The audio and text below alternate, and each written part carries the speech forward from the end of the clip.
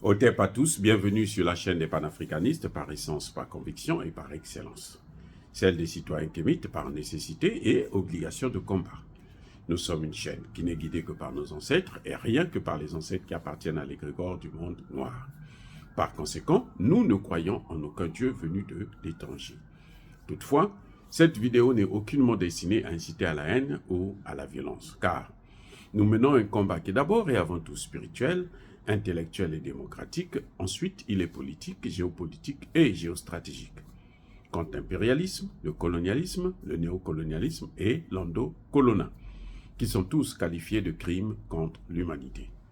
Nous menons ce combat sur la base du principe fondamental que nous avons hérité de nos ancêtres kémites, qui est celui de la Mahat, c'est-à-dire solidarité, vérité et justice. Vous êtes donc en droit de connaître la vérité. Nous avons l'obligation de vous dire la vérité, rien que la vérité, afin que justice soit rendue au continent africain. Et ça, c'est notre modeste contribution dans cette noble lutte en faveur de la souveraineté, la dignité, la solidarité et l'unité africaine.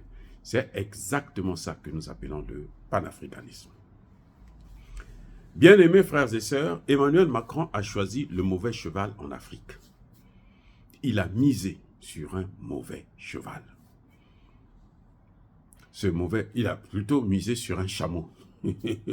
C'est un mauvais cheval. Donc, Emmanuel Macron a misé sur Alassane Ouattara, comme si Alassane Ouattara, c'était l'homme à tout faire, à trouver toutes les solutions en Afrique pour la France. Vous voyez, Emmanuel Macron s'est dit qu'avec Alassane Ouattara, comme il a travaillé à la Banque mondiale, il passe partout avec un CV, au FMI plutôt, avec un CV, j'étais directeur du FMI, directeur adjoint du FMI, voilà, donc moi j'ai géré plusieurs pays et tout du monde, c'est ça son CV. Et Alassane Ouattara a cru, oui, il a cru que effectivement, Macron plutôt a cru que Alassane Ouattara avait trop de pouvoir en Afrique. Que les Africains, là, sans Alassane Ouattara, ils ne peuvent pas vivre. Alors qu'Alassane Ouattara n'arrive même pas à nourrir les Ivoiriens. Les Ivoiriens, ils s'en fichent maintenant de lui. Hein. On a beau dire tout ce que l'on veut, un vrai Ivoirien, c'est que, bon, il y a quelques-uns qui ont des petits postes par-ci, par-là, qui se sucrent un peu, qui vont le soutenir, mais l'Ivoirien moyen, ordinaire, il s'en fout d'Alassane Ouattara. On s'en fout de quelqu'un qui ne vous nourrit pas. Non. Quelqu'un qui ne vous apporte pas à manger, c'est pas lui qui vous donne pas du travail, vous ne pouvez pas vous faire soigner, vous n'avez pas de sécurité sociale et autres. Non. Qu'est-ce que vous avez à foutre avec lui? Voilà, et c'est ça, c'est le problème que Alassane Ouattara a. Alassane Ouattara a fait croire aussi à Emmanuel Macron qu'il était trop puissant, il était incontournable sur le continent africain, notamment dans les pays francophones, même les pays anglophones. Vous avez vu que Emmanuel Macron, pour tenter de boycotter l'écho, il a utilisé qui? Alassane Ouattara. Alassane Ouattara, c'est lui qui est venu dire non, il n'y a pas d'autre écho. Ce que nous avons signé, les 15 membres de la CEDEAO, c'est pas ça. Ça, c'est pas le vrai écho. Le vrai écho, là, c'est ce que moi j'ai décidé avec Emmanuel Macron. Et là encore, il avait échoué, puisque les Nigériens ont bloqué ça, y compris les Ghanéens, ils ont bloqué ça. Ils ont dit non, nous on ne veut pas de cette affaire-là.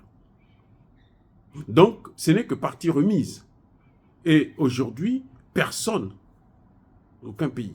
La seule chose que Emmanuel Macron a fait, c'est de retarder la création d'une monnaie commune en Afrique de l'Ouest. C'est tout ce qu'il a fait. Mais dire qu'il a arrêté le processus, non, il n'a pas arrêté le processus.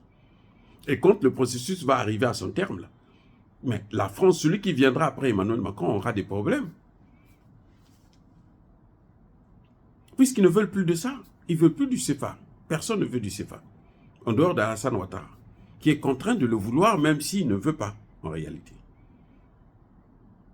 Vous voyez? Donc, là, Emmanuel Macron a échoué. Alassane Ouattara a échoué. Alassane Ouattara croyait que le Nigeria allait accepter et puis tomber dans le piège. Non, le Nigeria a dit non. Toi, c'est pas toi qui as développé le Nigeria. Si tu es un grand économiste, là, développe d'abord la Côte d'Ivoire. La Côte d'Ivoire, il a fait de la Côte d'Ivoire un État narcotrafiquant.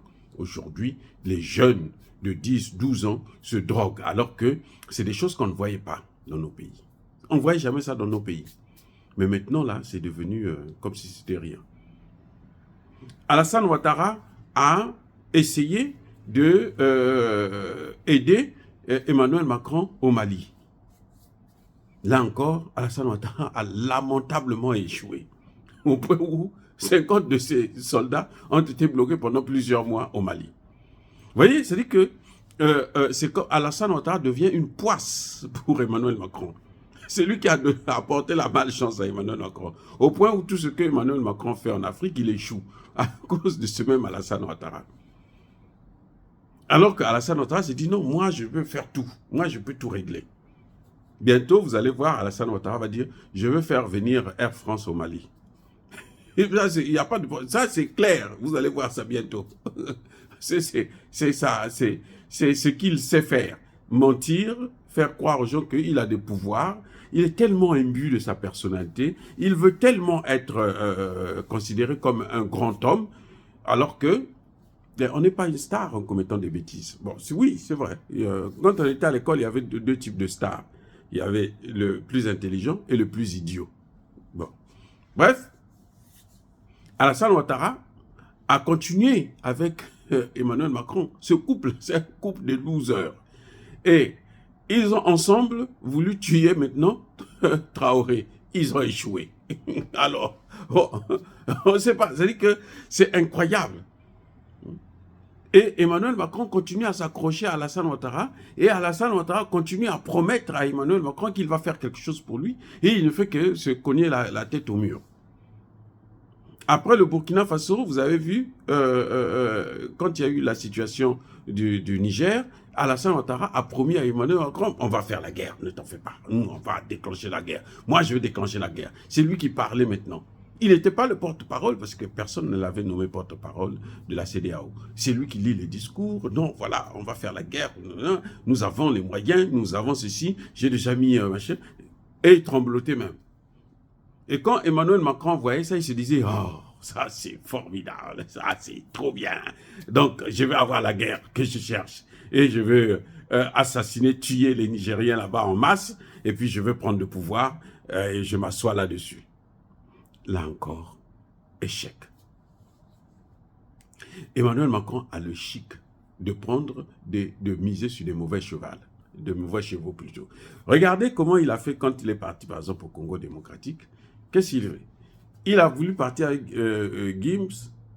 Maître Gims a dit non, moi je ne m'associe pas à des voyous. Des imbéciles comme vous là, je ne m'associe pas. Il a pris qui? Il a pris Fally Ipupa. Ils sont allés boire.